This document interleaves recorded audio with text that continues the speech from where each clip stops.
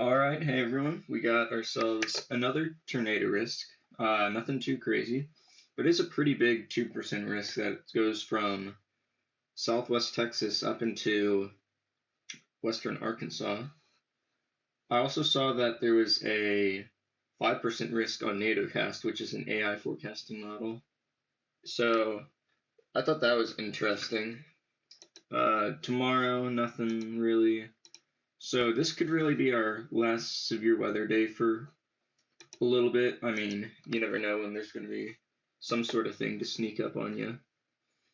So going straight to our 500 millibar winds. Here's our trough that's got a closed low, uh, and it is going to work its way off to the east throughout the day. By 0Z, we see it working its way into Texas and into Arkansas. It's a bit of an interesting trough. Uh, it's not a very big trough, but it does maybe have a bit of a negative tilt, which is interesting. Height falls, where we can see if storms might be discrete or not. I see a little bit of height falls, so let's go here too. So this is our height change at 500 millibars. The darker the blue is often where you'll see your stronger forcing, and yeah, that's where you'll see the most storms to fire. Often you don't want to see a huge amount of storms fire because that will take away from the tornado risk. But overall here, it's not super strong forcing, but there is definitely some forcing here. So we could see some widespread storms. 700 millibar winds. This will be interesting. Usually a rule of thumb is when you're in the western Great Plains, you're going to want to see a weaker westerly component of the 700 millibar winds that prevents the atmosphere from becoming too capped. And then if you're further out east, you're going to want to see a bit of a stronger 700 millibar jet with a westerly component, because that is going to bring in a little bit of an elevated mix layer and a cap on the atmosphere. And you rarely deal with situations where there's a tornado risk, but storms may not fire. That's not usually the thing you see out east. So if you have a cap, that might end up making storms more discrete, allow surface heating to increase instability, and that favors tornadoes. But here in East Texas, which is kind of where we're seeing the risk today, you can kind of get away with both. So maybe this isn't the most important thing to look at, but you see 30, 35 knot, 35, maybe slightly more, 700 millibar jet. So that's decent. And it is coming a little bit from, it's essentially from the southwest, so there's that. This will be something important to look at. 850 millibar jets, so our low level jet, we see just about nothing at the moment. Will that change? Oh, a little bit. So 0Z, see, it's not very consistent. 850 millibar jet. We do see our closed low off to the west, which is usually what you want to see, but it's just not a very strong 850 millibar jet. The winds aren't very uniform. So what that tells me is this probably won't be a big tornado outbreak for this kind of setup, but we could potentially still see some tornadoes. Going to our moisture with dew point and surface winds. So we see we already have those high dew points in place. So upper 60s, and that might increase. Okay, this is kind of weird. Maybe this is storms or something, but Also, the wind profiles are just very, very wonky. We still see that closed low off in southeast Colorado. Let's check. This is 0Z. Let's check again where 850 millibar low was at 0Z. So we're gonna want to see it right here for tornado risk or some sort of risk. So they are in the same spot. So that will be pretty favorable. I mean, last setup out here in the Ohio River Valley, we saw 850 millibar jet up here in northern Illinois, but out in southwest Missouri was the surface low. And that's going to create too much shear in the lowest kilometer in terms of directional shear. You do want speed shear, but not directional shear in the lowest kilometer. So that's probably not a big issue today. So from what I'm seeing overall, this is a low-end tornado risk, but a tornado risk nonetheless. Yeah, our close low out here.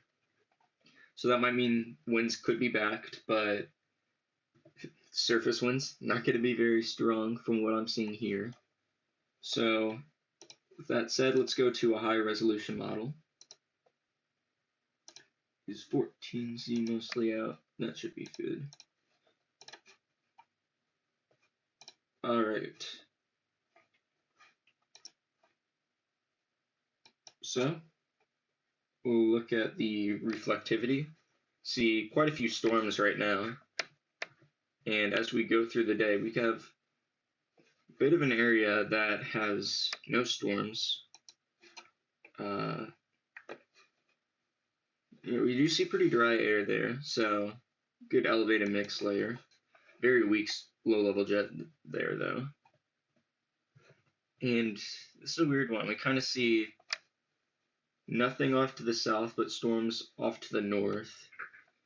That's not usually the most favorable, I think. Well, maybe it is. Yeah, it's just a little thing I've seen before. So you see pretty messy storm mode. You got these storms up here, northeast Texas. The environment, we do see pretty good instability, I'll say that.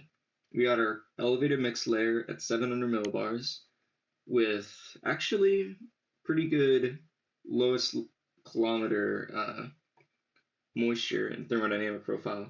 You like to see those little bit of like maybe a 10-degree Fahrenheit dew-point spread at the surface, and then saturated air above that, which is what we see. And then we see our elevated mix layer.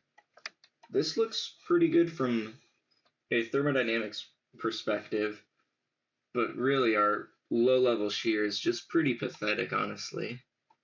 10 knots of 0 to 1 kilometer shear. I mean, we can see setups sometimes work with 10 knots of low-level shear, but not these kind of setups. You need a few different things to go right, including a lot of directional shear and really strong instability, which we have good instability for this kind of setup, but yeah, this is just not the setup where you want to see those weak low level jet.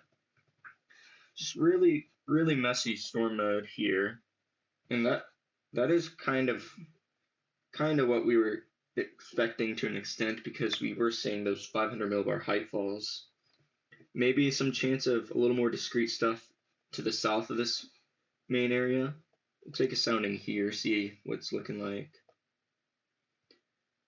Yeah, kind of similar thing. Humid low levels, 700 millibar elevated mix layer, a little bit of moist air above that. This one actually shows a bit of curvature in the lowest kilometer, which is not super favorable for tornadoes, but it's not usually going to completely end the tornado risk. 0 to 6 kilometer shear of 63 knots. That is that's certainly favorable for robust storms pending instability and long-lived storms. So this is a decent look. We got 1 kilometer winds at 25 knots almost. So, and then, but there's like we said, the directional shear in the lowest kilometer. But we do see winds steadily strengthen throughout the atmosphere, which is favorable for supercells. So this is showing me a decent tornado risk, but nothing crazy. Okay, here's a bit better look, but this could be as things go linear. So this is 8 o'clock tonight. We see good lapse rates, all lapse rates above 6, a little bit of elevated mixed layer pockets in there. You see a decent low-level jet of over 30 knots, and that is relatively backed. And we see our 0 to 3 kilometer shear is 33 knots, so fairly favorable. Overall, this is probably the best we've seen. I wouldn't be surprised to see some tornadoes with a squall line that develops. Assuming a squall line develops, which seems likely, probably. And we'll check significant tornado parameters, see if we missed anything. Yeah, this is a kind of weird setup because you don't have super consistent environment throughout the risk area. Yeah, it's overall just a conditional risk again. I wouldn't be surprised to see a few tornadoes, probably some tornado warnings. Here we get pretty good deep layer shear, and that's kind of what we're seeing on most of these. So, but we do see weak low level, weak surface winds, and this one also has curvature in the lowest kilometer. So that's gonna probably hold back this risk from being a big tornado outbreak, unless things change. Yeah, I mean, I could see this verifying as a 5% risk, but this really isn't the craziest risk I've seen. It's a bit of a weird one, where just like not a whole lot of uniform winds or environments. Here's your potential rotation tracks. These up here might be elevated, so this area right here is probably where we're going to see the greatest risk of tornadoes. One last sounding, and yep, low in tornado risk today across pretty decent sized area. If the forcing is strong enough and everything goes linear, then that might mean there probably won't be a strong tornado. If we do get a supercell somewhere in this environment, can't be ruled out, but I'm still not thinking anything too crazy. So thank you for watching. See you in the next one.